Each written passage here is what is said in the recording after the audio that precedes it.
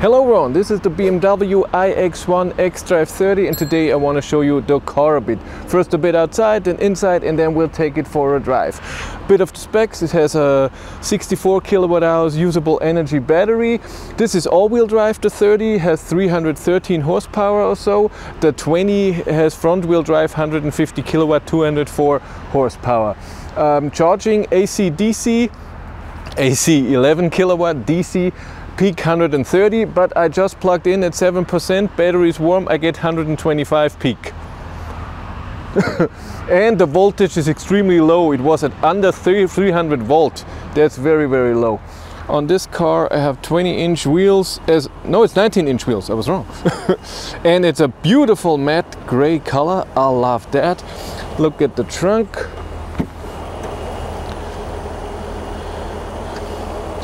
Good space and a second compartment where you can put your charging cable in. That's good. It's really good. And it has the close or lock button. Love that. In the door we have our memory seats, we have our lock buttons. Here we have our light buttons. Steering wheel we do in a second.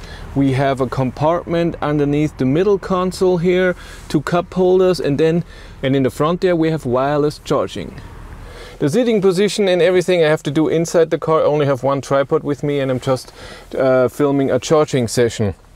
Yes, seating position is really nice. You can adjust the steering wheel, of course.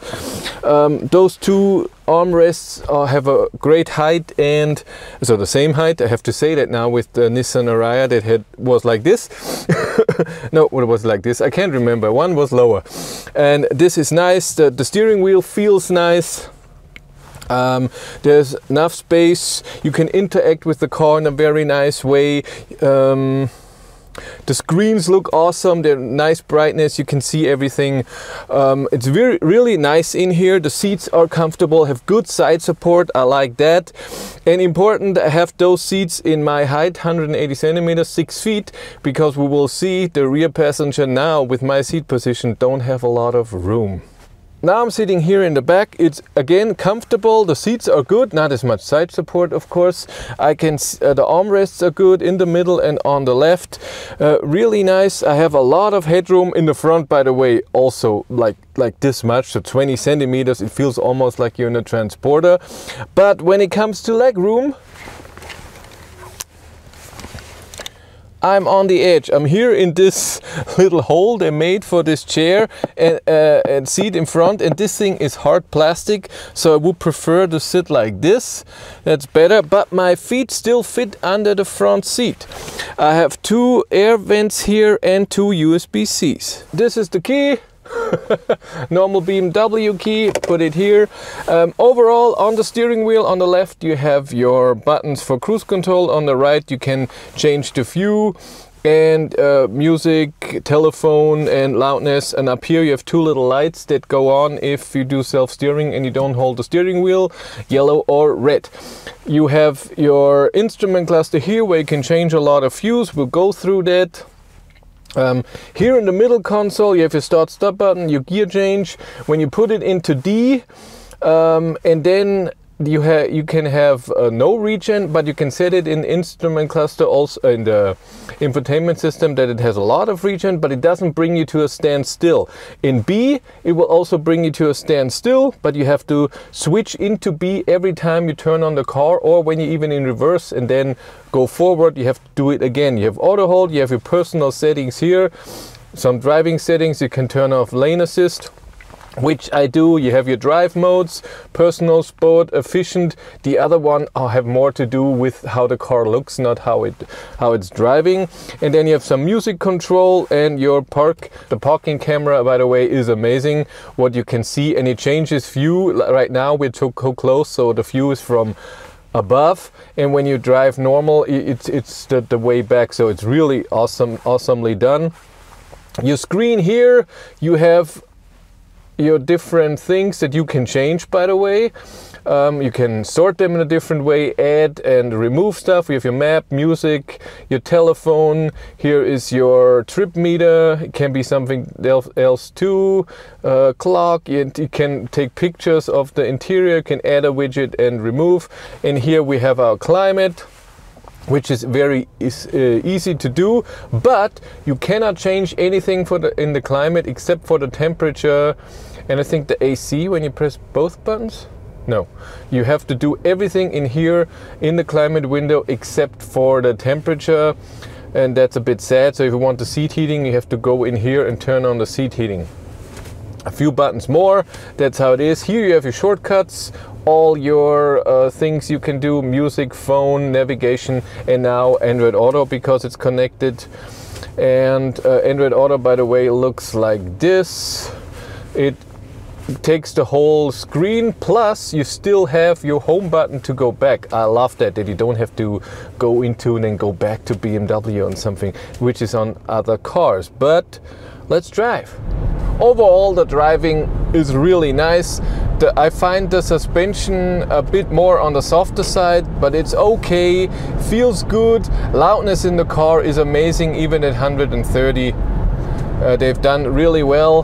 The steering is good, but it's not amazing. So sometimes I feel that it gets loose and I don't know why, what happened. Sometimes it feels a bit unprecise, but overall it's great. Light is amazing. I drove the car a few at night. I didn't film, it was in the morning to go to work. The light looks great, and you have your high beam assist, which are segments that turn on and off with the car, when there are cars coming towards you or are in front of you. The only thing I don't like about it is you have to turn it on that you want to use this in the infotainment system. Luckily there was at one point I thought there was a shortcut here, but you have to go into exterior settings, exterior light, and then you can turn it on and off. And then when you get into the car and drive off, it's automatically on. So you drive off and the high beams go on. You don't switch them on, they are automatically on. Of course there's a speed limit if it's under 40 kilometers an hour or so, or in a strong corner I think they turn off. But other than that, they're on. And the weirdest thing is, to turn them off, you have to do something different if the auto high beams in that moment are on, so that the actual high beams are on or off. So when they're not on and you flip it forward, it's off, but when they're on, you have to flip it towards you. So that's annoying, I'm not a fan of that. The cruise control. Turn it on with the button here, I/O, then cruise control is on. Sorry, that's the water bottle expanding. Cruise control is on, and this is also for cruise control off and resume. So it's one button. So it's amazing they've saved one button. I don't know why you need a resume button. With the up down, you change it per 1 kilometer an hour or per 10. When you press a bit harder, and it works perfectly. And underneath you have modes where you can switch between speed limiter, adaptive cruise control, or your self steering, and it does it. You can switch from so it always goes to the next, but if you don't want the speed limiter, you just press fast twice and then it jumps over it. It's just amazing. Cruise the distance you cannot set on the steering wheel. This is done in your infotainment system, but I have it on medium and on auto, so it does it according to the speed and what car it sees in front of it, and it does it really well. So I'm okay with it. I can leave it at medium, it's fine, I don't switch around. The self-steering is also very nice. You don't have to steer, that the car notices you. Just touching is fine, and when you're on the road like now and you just want to drive, you don't have to hold very hard. Done really, really well. I like it a lot. The self-steering is awesome, and to turn it off is no problem. Turn it back on, all nice. But now let's drive a bit faster, see how the car is. Let's go in sport mode.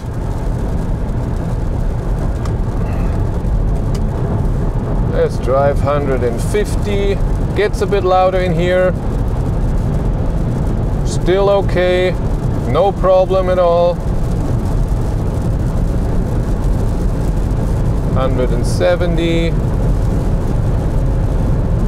Wonderful. Stable. The steering is maybe a tiny bit too soft, so too easy to steer at 170. I would want it a bit in sport mode. And sport mode would be a bit harder. I would prefer that. Ooh, there it is. 180 is our limit. That's all we have. Then power is being reduced. Yeah, regen is strong, but not amazingly strong. One pedal driving, I think when you drive slow, it works. When you drive a bit faster, it doesn't. Yeah, in the corner, you feel that it's an SUV and the suspension is more on the soft side. It's not a sporty car when it comes to cornering. We do an acceleration test on my normal stretch, but it's raining, so it's wet. We'll see. And go. Oh no, camera moved. 100. Und wie? Was sagt er? Ich sehe es nicht. Can't see. Verified 5.64 seconds. The last thing I want to show you is the cockpit, what you can do. You have different views. It can be outside, something like this, or smaller. Then the speed is on the left and not in the middle. You can change also head-up display, what it sees, the car in front, power. That's it? Oh, that's it. I thought there was more. And standard. And then content, you can have nothing. So the speed, like I said, is in the middle. It can be your average consumption, your range, distance to the next car, navigation, so just arrows when to go where, navigation as a map, your G meter, so important, and your music. But that's it for me. Thank you very much for watching. Have a great day and take care. Bye.